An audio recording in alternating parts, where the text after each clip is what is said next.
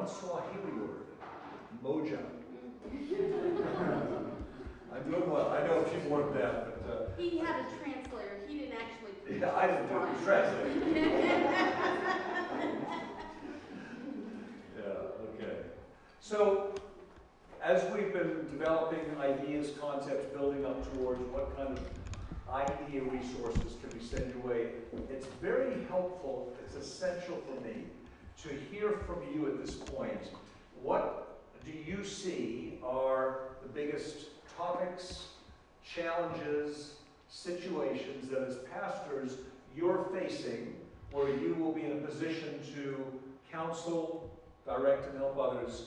I'm not looking for a priority list. I'm just looking for what are the things that come to you, and you're hoping this week to be able to find help with those. I'd like to at least briefly jot them down for my sake primarily, okay? I will jot them down as you talk, but if you would be willing, can we turn that microphone on? And then maybe, would you be willing on this side, if someone raises their hand on this side, would you give them that mic? And then if someone raises their hand on that side, would you give them that mic? And Do you want me to write for you? What's that? Would you like me to write for you? You will write it a lot better than I will. Actually, that'd be wise. So you've got a high reach there, but you do what you can. I'm vertically challenged, we know. She's Italian. I'm part English of Viking descent. So I've got this build, and she's got the other build. Okay. All right. So what are the topics? What are you facing? We've had a couple of hints of these. I know issues between husbands and wives. I'm going to start with an obvious one. Just struggles between, relational struggles between married persons. I know that's here because a number of you have already interacted on this with me. So I'm going to start that as the first. Please guide me, guide us in what other topics come your way, please. What do you tell someone who has lost a spouse? Okay. Death in a family.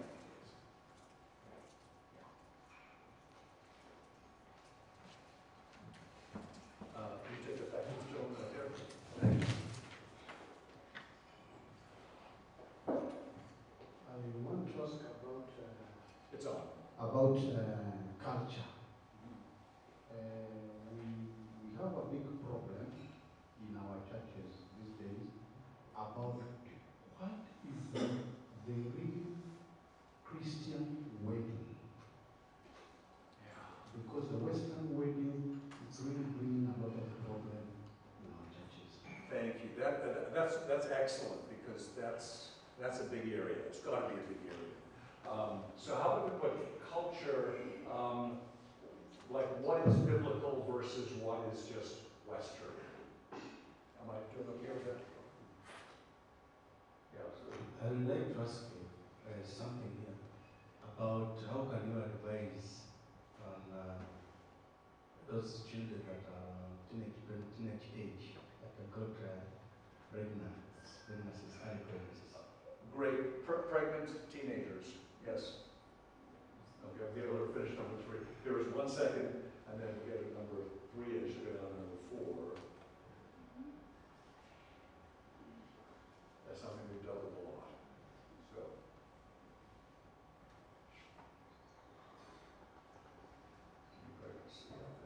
Okay. You just I'm going to say, with that, promiscuity, being promiscuous, so having sex out of marriage.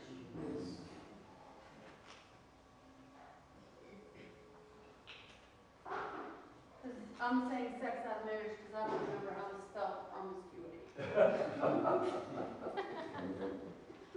You know how to spell pregnancy out of it. There's a cheapness in there.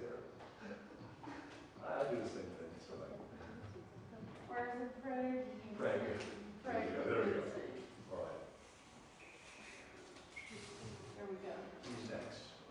I know my weaknesses. I know my strengths, but I know my Yes, weaknesses. and dress code. Dress code. Yes. Ah, Interesting. I'm curious for that one. Yeah. Okay. Dress code. finances, we have had cases where Okay. the husband or the wife doesn't know what the husband puts on the table. We can get quick financial, that's excellent. Well, not all of these, but most of these. Absolutely cross-cultures. Okay. What other topic? Can you get us, there we go. Yeah, concerning the youth of the current generation, how to balance issues, the current issues that they are facing versus Christian faith. Okay. Okay. Okay. And are you thinking current personal issues, or are you thinking national issues? No, not national issues. Like, for instance, now, okay, let me put it in another way. For instance, the way technology is moving fast, phones and whatever, and the vices that are attached to it versus Christian faith, how to live Christian. Okay. So youth issues, Christian faith, and let's put in parentheses below technology, because that includes how to handle changes in technology. I know someone back here is next. Give us one more second, and we're ready. Yes, I want to know, there is a problem in Africa that if you are a person, then long last he betray you as a pastor. What can you do? Long-lasting betrayal? Yes. Okay. Yes. Are you thinking between It is painful. friends, between married people, between... No. You grow up a person. Maybe you train up a person, then long last he betrays you. Okay, the person you have discipled betrays you. That's interesting. You're the second person this week to mention that. That's very interesting. We know that too. That's not uniquely African. But yes, very good point. Thank you. One more second for her to write, and then we'll be right with you, okay? That's a spouse, or child. Okay, I think we're ready. Okay. So I didn't write down his. Oh, okay. Betrayal by someone you have shepherded. Okay, I'm gonna put one. Yeah, we're fine. Don't worry about the numbers. That's fine. That's fine. Betrayal. Betrayal. Particularly if someone you have shepherded. So let's say by a disciple, so to speak.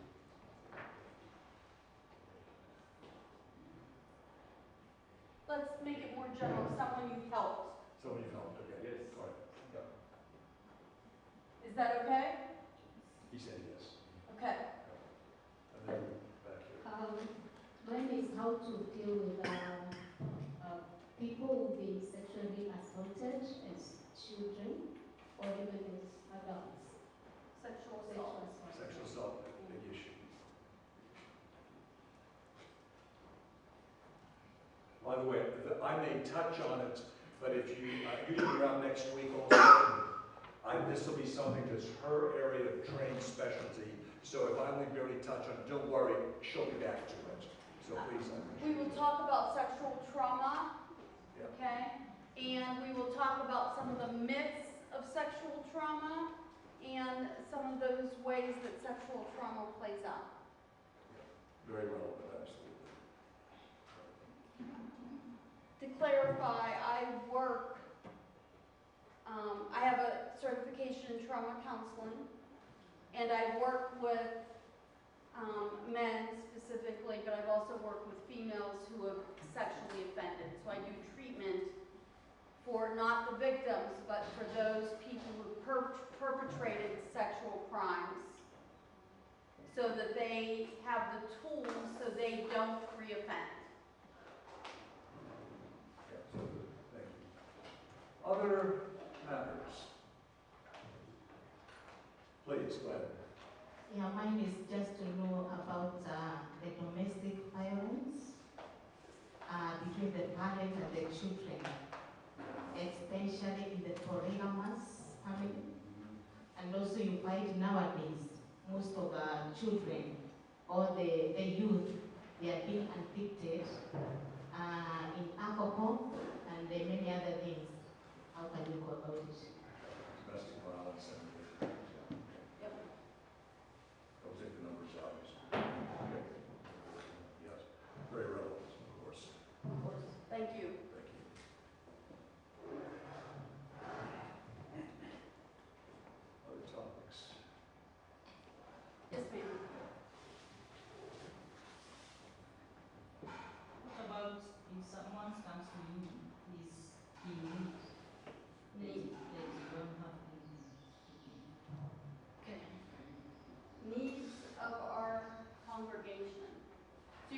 about basic needs.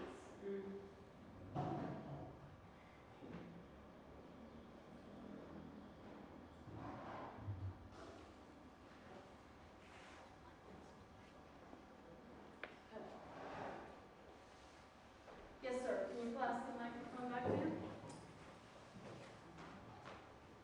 Yes, I would like you to address the issue of somebody who has been divorced or left by her husband or wife, So divorce. and the partner is still living and yet married. Is it allowed spiritually, biblically? What was the very last part of the So question? remarrying after divorce. Remarrying after divorce, okay. Okay, yeah. Yeah, if you want, we go split lines, just do it like a double column. that helps.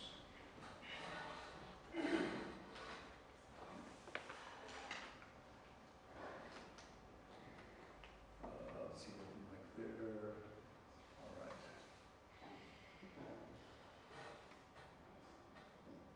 I know it's low. The one here? Yes, sir. My picture buddy.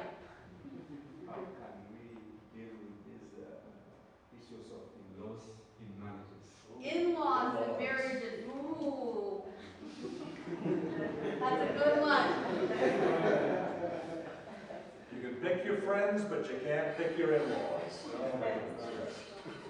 I have some things to say about that one.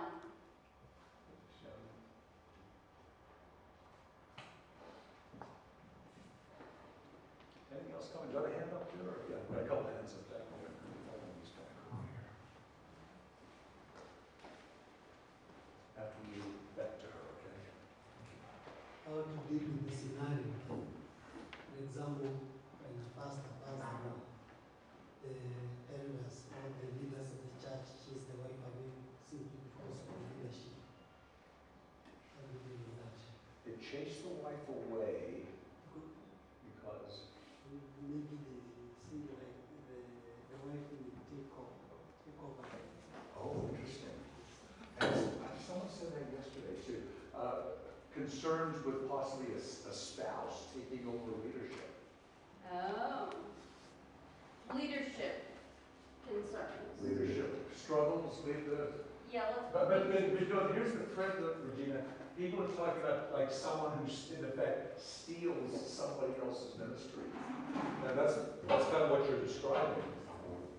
And just yesterday, somebody else was talking to us about the same kind of thing. That's very, yeah, it's interesting. Okay.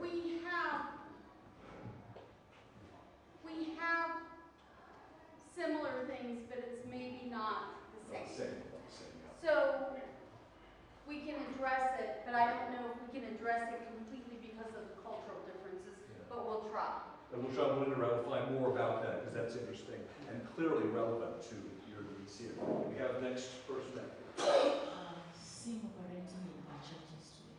Single Single parents. parenting. Single parent, big issue. Yep. Yep.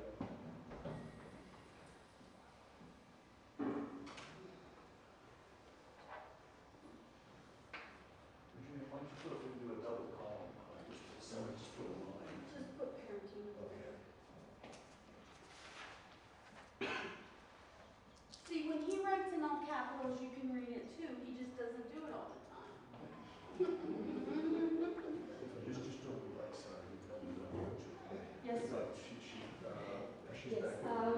I wanted to ask about how to deal with people being hurt in church, and then they end up leaving the church. And Church they- trauma? Yes, church trauma, and then they say, we left church and not God. So we say that a lot. Yeah, good. Big issue in the US too.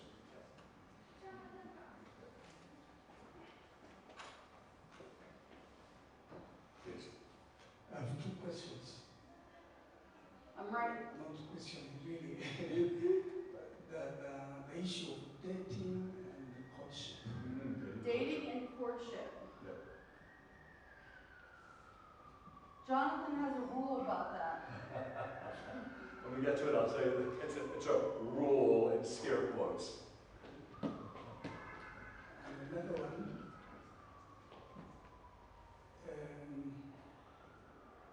there is a trend nowadays that when you are trained as a pastor, you cannot be,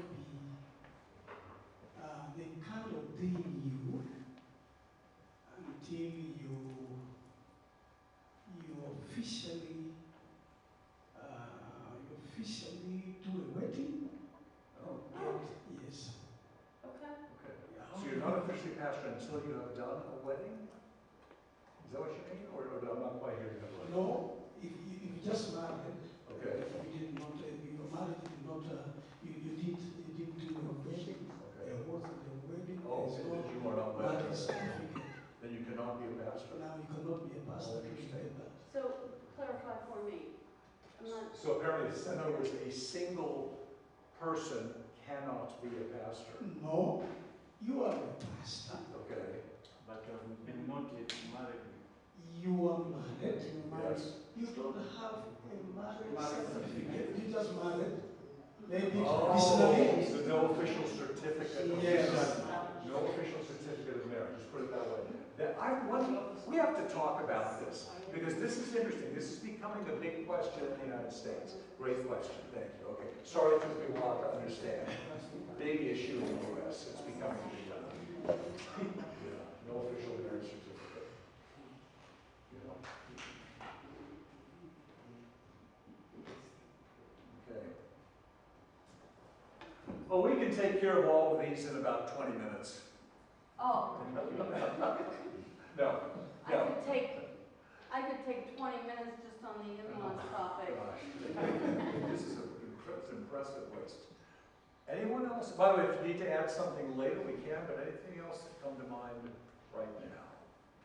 Okay, I'll guess I'll get the mics, pull those together, and I'm sorry, I'm in your way. I'm sure I have to hand them in at some point. Okay, thank you. All right, thank you very much. All right, thank you. I'm going to leave that second photocopy, photo that, and then we'll have this. Oh, more to go. I'm sorry. Okay. Devil worshippers also give us problems in our churches. Devil worshippers. What's devil? Hey, I didn't hear you. One more time. devil worshippers.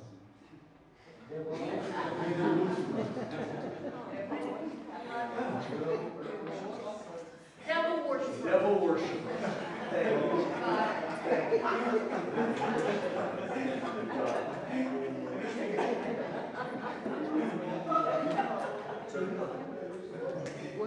Please. We love your accent, but sometimes we are scratching our heads. We really are.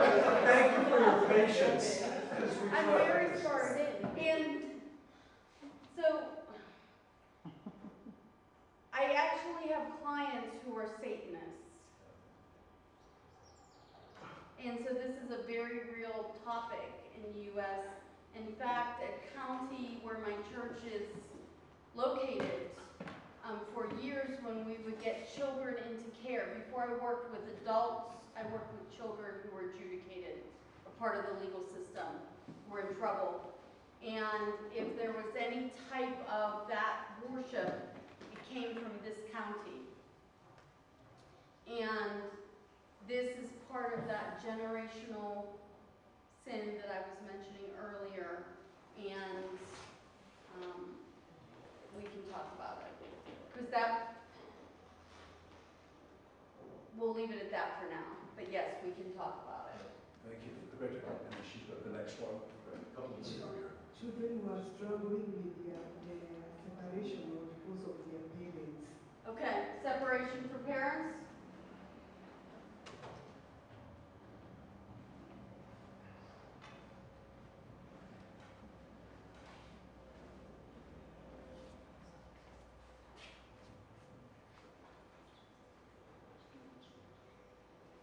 Do I have another one? There is this homosexuality and we call it LGBTQ. Okay. Yeah. Yep, same thing. We're going to play with that. Very well. Okay. Big talk. Yep. I have two suggestions or questions. we supposed to deal with whenever maybe a pastor open a church? The poster he will put there, he include his wife. Yes. Now people are saying that the church has become daddy and mommy. Number two, how are we supposed to bring about our children when it comes to the issue of serving the altar? Children serving the altar. Okay. So the first one was, and correct me if I'm wrong here, is pastors, but when they start a church, the wife automatically becomes almost like the assistant leader or the co-leader. And it's almost like you have a kind of it's almost like a marriage business in a sense. So, with leadership struggles, would you put that under leadership struggles? Yeah, let's do that. I think so, yeah. Okay, and then what was the second part of that? And then when the children serve the altar, when do they help out with worship? Communion? Were you thinking specifically of communion or other ways of serving the altar? Sometimes it seems like the family is overtaking the... When the father maybe is old, the son takes over from the father. Yep. That's funny you mentioned this because we've observed this. This is coming up in America a lot too. Okay, so that's all with leadership. It's almost like family. It's almost like worship. Church is a family business. Yes. Is what those are kind of bringing together. So leadership struggles. Yeah. Okay, and we could get into a whole day session about forms, how churches are formed and church government. Okay, and a lot of this depends on how your church is set up. Okay, and how your church is governed from the beginning. Okay, and that makes a big difference. Okay.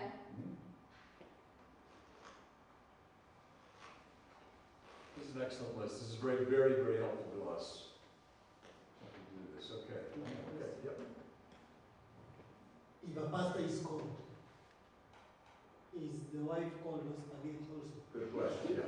That's definitely part of the big picture. Yeah. I'm sensing a theme of problems with wives here.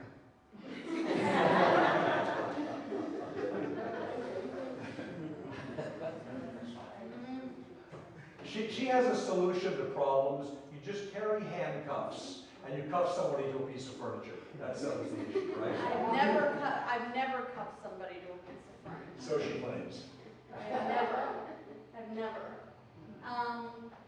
Are you addressing any of these now? No, I'm just getting positioned so we can start to think ahead. Because we want to do the very best we can between this week and next week to have time to interact on these things. We will do our very best to cover all of them. I'm going to leave that, I'm not erasing the list, we're going to photo it, and that way we keep it fresh before us. Okay. Thank you. So what Jonathan doesn't, what Dr. Watt doesn't cover this, what Dr. Watt doesn't cover this week, Yeah. I may cover next week in our trauma theology class. Okay? Okay, yeah. So give us the full 2 weeks to open these up. If that's okay. Especially things like domestic violence, sexual assault, death, maybe teen pregnancies, remarrying after divorce, sex out of marriage. A lot of those things I can cover in that class. Thank you. You're welcome.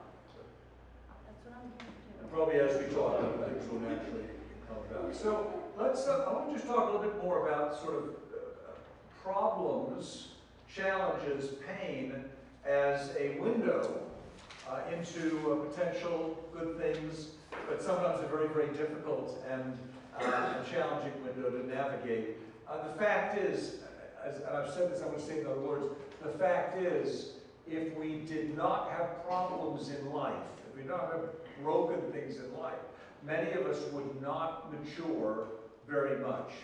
Unfortunately, in a situation where things are easy and smooth, we tend to just get comfortable. That's just human nature.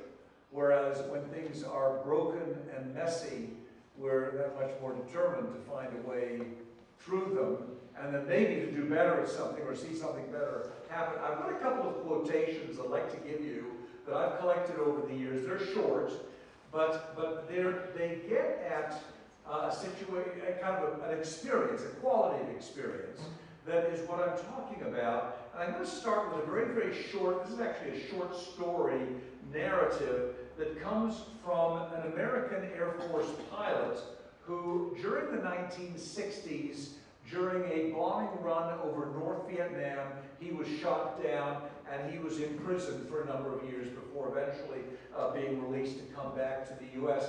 And he wrote a book about his experience called In the Presence of Mine Enemies. Okay? The author is a guy named Howard Rutledge. The name is not significant here, but I want to give credit to where it's from. And he makes an observation, and this is of himself.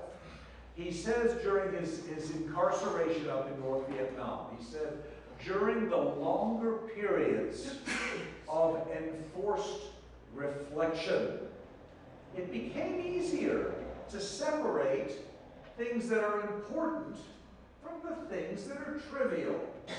The worthwhile from the waste. For example, he says, in past years, I usually worked or played hard on Sundays, and I had no time for church.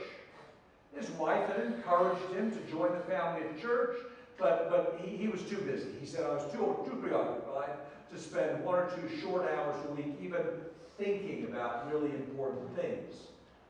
Now that he's in prison, this is when he was in prison up in North Vietnam, he said, now the sights and the sounds and smells of death were all around me. Now, my hunger for spiritual food outdid my hunger for a steak. Now, I wanted to know about that part of me that will never die. Now, I wanted to talk to God, and about Christ, and about church. But in solitary confinement, imagine that, just being locked in a cell alone for months, if not years. In solitary confinement, there was no pastor, no Sunday school teacher, no Bible, no hymn book, no community of believers to guide and sustain me. And he concludes, I had completely neglected the spiritual dimension of my life. I love these statements, it took prison to show me how empty life is without God. Now obviously we wouldn't wish this experience on anyone, but prison, that awful scenario, gave this guy a whole new direction. Really did. So that's the way it is. Here's a couple of other observations from some writers, classic writers. Okay? One of my favorite church historians is a Baptist writer named Bruce Shelley. I love to quote him. Bruce Shelley said, interesting observation, he said, Christianity is the only major religion to have as its central event the humiliation of its God. Catch that?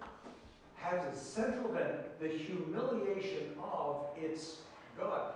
Just to compare, can I compare something? Because this touches on your country as well as ours. You know that in Islam, the standard Islamic belief is that they believe Jesus was a historical character. That's good. Jesus is mentioned, the number I've read is 90 times in the Quran. You realize now if you've read the Quran, if you haven't, read it sometime, get a sense of what's in there. Okay?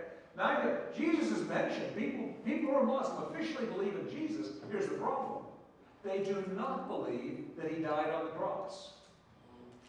Okay? The standard Islamic belief, I've checked this out in many sources, is that a substitute sufferer took Jesus' place at the last minute so that Jesus could then go to glory. Because their belief, not ours, their belief is God would not dishonor his prophets.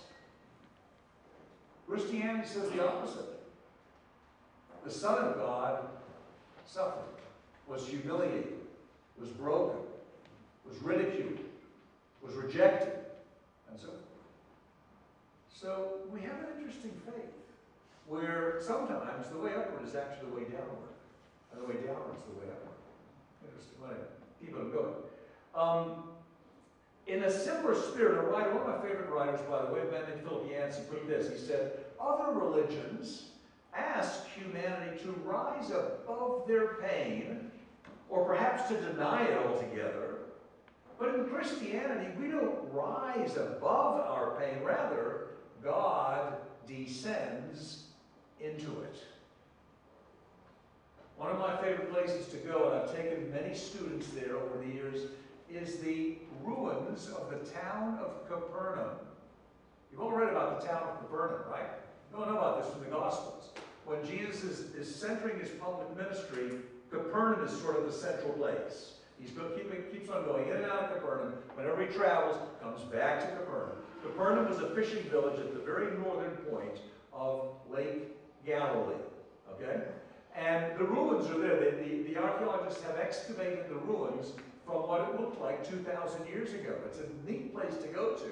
Now, what do you see there? Well, it's kind of neat. Stone pathways and roads, parts of stone houses. The rest has fallen apart over the years. But one of the things that struck me my first time there and every time since, because I usually go there in January when it's kind of cold. And in all of these houses, there is no fireplace. I'm sleeping, if I were living there, I'm sleeping on cold stones, and quite possibly my only blanket is my cloak from the damp. But Jesus lived in this place temporarily. Some of the apostles came from this. This is a very simple place. It's cute, it's a beautiful setting, but life would be hard. Wow. So Jesus experienced the simple things of life, and sometimes it's desperate needs. Here's a couple of other things. These are wonderful statements. This is from a writer from about 300 years ago, Michael Molyneux. He says, in all your spiritual journey as a believer, you'll have two categories of spiritual experiences. One is tender and delightful and loving. The other can be quite obscure, dry, dark, and desolate. God gives us the first one to gain us, but he gives us the second to purify us. We get not only matured by difficult circumstances, all right? We not only mature because of them, but we are shedding, if you will, shedding sin and sin tendencies piece by piece when we go through difficulty as well. He who suffers is he who is being perfected or made whole. The Bible teaches that, says that. Okay, so once again, I don't like suffering for myself or anyone else. I know you don't. But I keep having to come back to say, God, thank you that you are making me what I'm becoming. All right? More and more in the image of God, step by tiny step. I wish it wasn't through difficulty, but I know that's what you're using to see me develop. Okay, one more quotation for you. And this goes to this bit about, remember we said when I did the 6 points from Wenham's book, Suffering Keeps Us Realistic About Life? You know, sometimes when things are running too smoothly, we forget the brokenness of the world overall, and suffering keeps us balanced. Okay?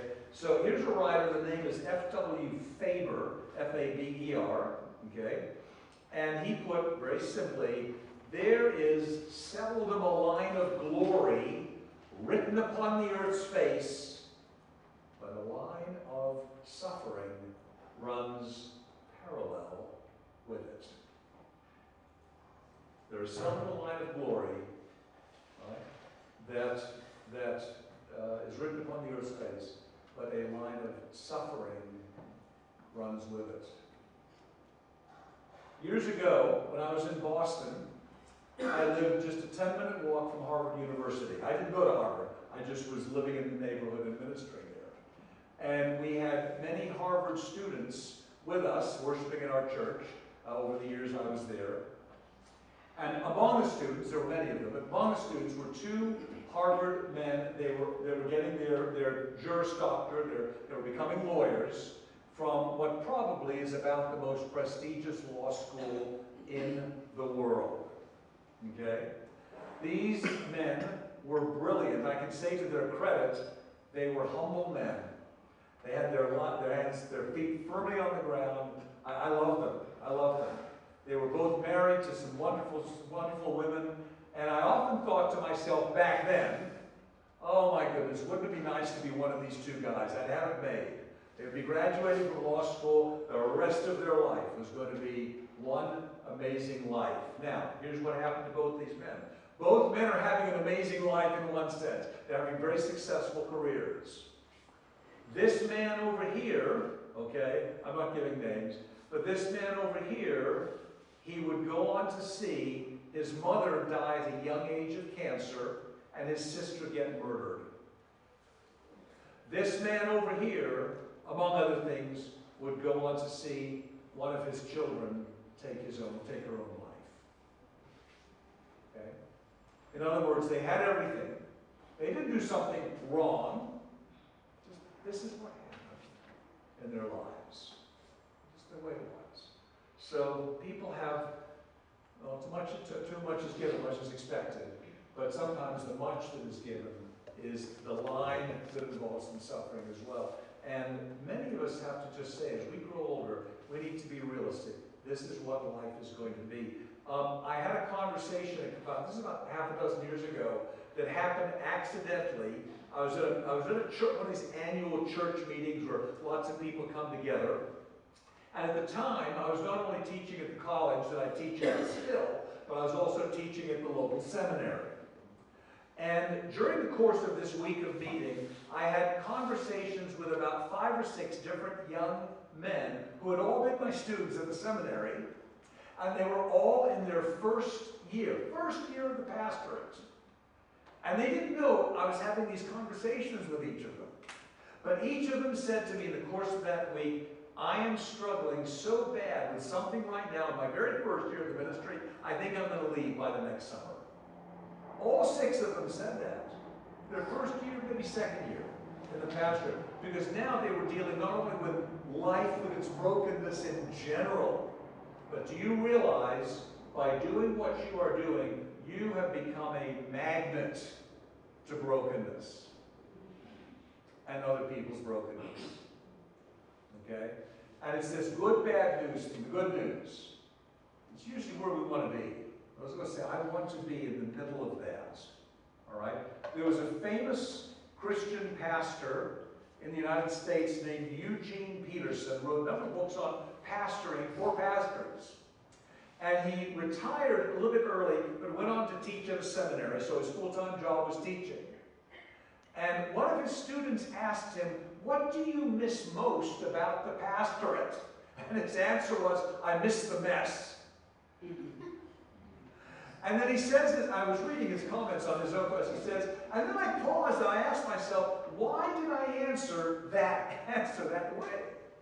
And I've actually done similar. You know, I was full-time pastoring at different points in my life, part-time now, because I'm primarily a teacher, okay?